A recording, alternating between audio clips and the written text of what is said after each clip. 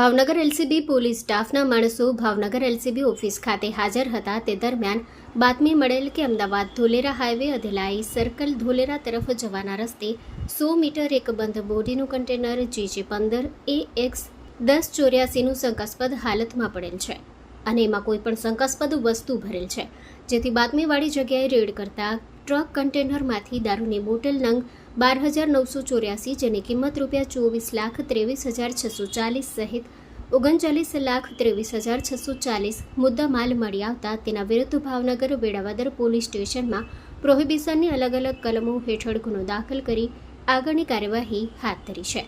Story report by Anil Gohil, Bhavnagar. Arya Kanya Gurukul करीब 90 एकड़ में फैले इस विशाल परिसर में कक्षा 5 से लेकर 12 तक निवासी शिक्षा के अवसर उपलब्ध है।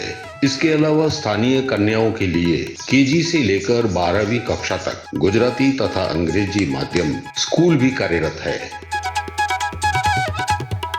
हर प्रकार के खेलों में भी यहाँ की बालिकाएं निपुण हो, इसका ध्यान रखा जाता है।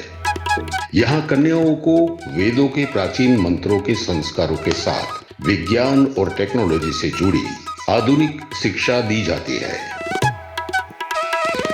बालिकाओं को विभिन्न कलाओं में पारंगत बनाने के साथ संस्कारों का सिंचन इस गुरुकुल की विशेषता है।